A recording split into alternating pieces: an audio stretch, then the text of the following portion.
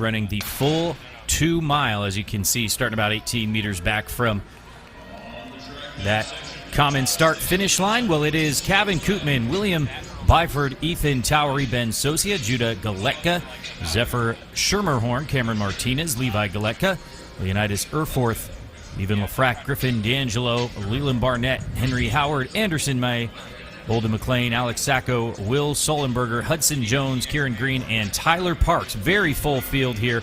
It should be a competitive one as well.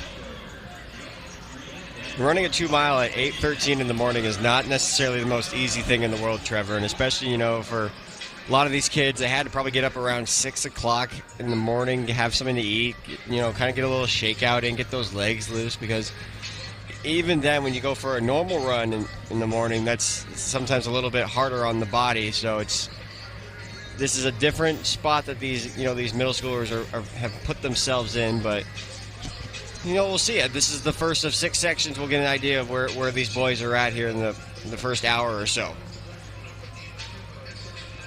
We talked about the experience for some of the athletes yesterday when we had the sprint prelims, and just the experience for whether it was the middle schoolers or the freshmen, even the high schoolers, but just having different adversity to overcome, whether it was a false start, traveling from across the country, as you mentioned now, for these runners running earlier in the morning. All of those are things that kind of all go into the pot for you as an athlete, the experience to say, how do I best set myself up for success, as we have Holden McLean out in front in the early goings of this one. But I think you're absolutely right. It's a challenge. You have to learn your body, learn your training regime, and figure out what works best for you, even if it's not, necessarily perfect conditions, although the weather conditions are pretty nice here this morning. Well, that you can't control. That we could not control yesterday with all the delays. And now what you can control is, your attitude and approach. And, as the day goes on, we're not going to, assuming, God willing, that they don't have the weather delays like we did yesterday, but you have to assume that, you have to mentally prepare yourself for any sort of elements, whether it's hot, whether it's cold. I mean, the adjustments that those distance runners, at least in the high school stage yesterday, had to make. I mean, some of them were told they were going to be running at 8 o'clock at night in the 5,000. Well, that 5,000 ended up turning to be at 10 o'clock at night. And so as coaches, you have to kind of reassure your kids, all right, everything's going to be okay. The work is there. It's just now mentally get locked in, even though you've been sitting down for a long time. So in this race alone, we're starting to see some kids start to string out here a little bit, but just through 2 laps, there's still too early to kind of decide what's going to be happening in this race. It's William Byford there out in front, as you mentioned, starting to settle in a little bit. Holden McLean sitting about third, still with a very good position, striking distance, as we like to say. He's run 10:39 over the 3,200 meter distance.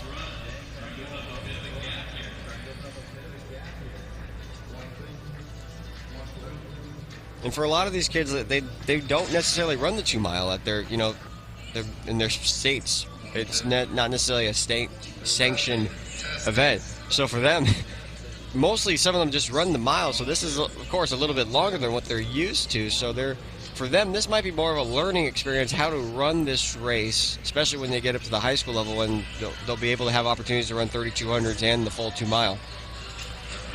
That's exactly right. I think that part of the benefit of these postseason championships and different invitationals for some of the young athletes, whether it's middle school or high school, is getting the different distances, pacing yourself a little bit differently, even getting into, the middle distances obviously can be a little quirky sometimes, because we have the 1,500 internationally, sometimes the 3,000 is run, but as you mentioned, high school is going to be the 1,600 or the 3,200, but then we'll have the mile or the full mile. So it definitely can be a little wonky, but what an opportunity for these boys and girls to come out here to Franklin Field and get a chance to really mix it up, as you see Martinez out in front now.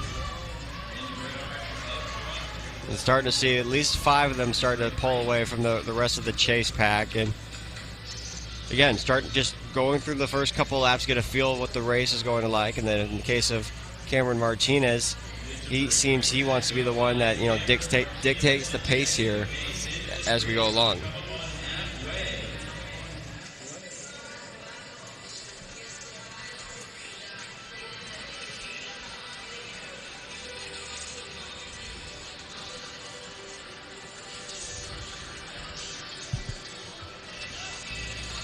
And now starting to see a little bit of separation here, probably the largest gap that we've seen as Martinez comes through a couple of ticks over 5 minutes.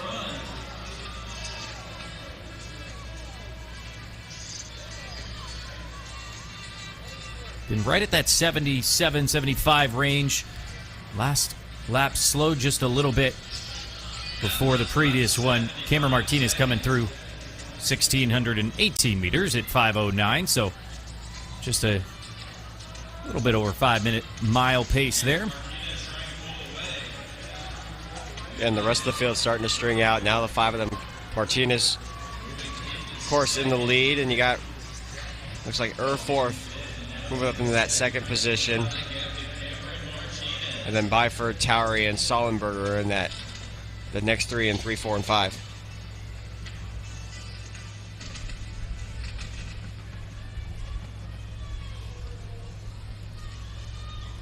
Well, there's also strategy that comes into play, as we said, getting reps and competition, whether you're out in front or part of that chase pack, which is now forming there about maybe 8 meters or so back. I believe that's McLean not wanting to get too far detached, as it's still Martinez cruising through with Leonidas Erforth right there with him. And it's actually Ethan Towery out of Fredericksburg, Virginia, that's trying to keep pace along with them. Keenan, I like what our colleague Kate Van Buskirk said one time on a call with me. She said, it's like elastic. You can let the gap, it can stretch a little bit, but you don't want it to break. And I think that's what that chase pack is doing, is making sure they've still got a bullseye in the back of our 2 leaders. Yeah. And that's the nice thing about the 2-mile race. It's such a long race. Well, longer, I should say, than mile, of course, but you have enough time to make up for it as the laps go by. And so if you find yourself 20 meters back within the first couple of laps, there's no need to panic. You find a way to reel yourself back in and then make up the gap, the 2 laps remaining you have in the race. Patience certainly being a virtue in these longer distances. Martinez still looking pretty comfortable out in front, but definitely not clear of the field. Erforth maybe fading ever so slightly. It's Towery, Byford, Will Sollenberger there as well. So our top 5 in the main frame here. Martinez still leads.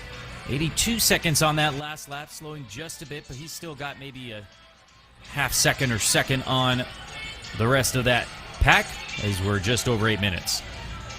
So similar to what you would have in a mile, this is about the 3/4 away mark. So this is where you kind of decide, this is where I'm going to make my move and start to pull away from the rest of the field. And you can see the tempo start to pick up, especially from the chase pack right behind Martinez. There you see Byford moving up into that second position and trying to close in on that gap on Martinez with a little bit under 600 meters to go. Martinez looking strong, looking comfortable as Byford now moves into second position. As you can see, the gap has grown, call it 12 or 15 meters for Cameron Martinez. William Byford trying to stay within striking distance.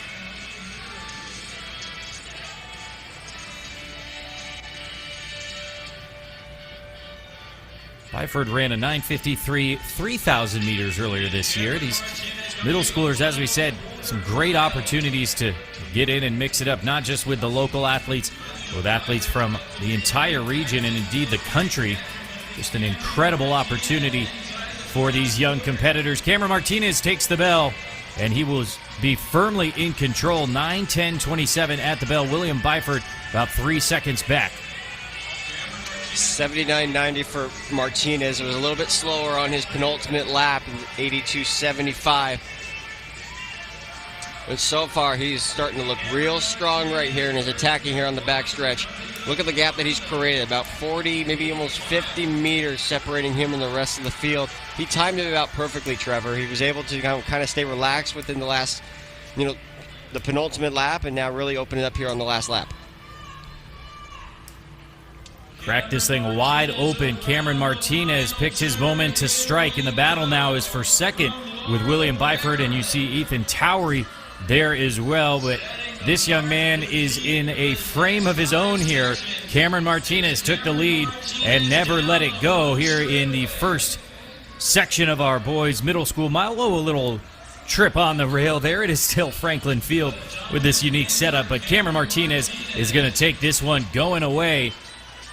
10:22:66 in the 72-second last lap as Ethan Towery does hang on, and a very good finish for him in the 74-second final.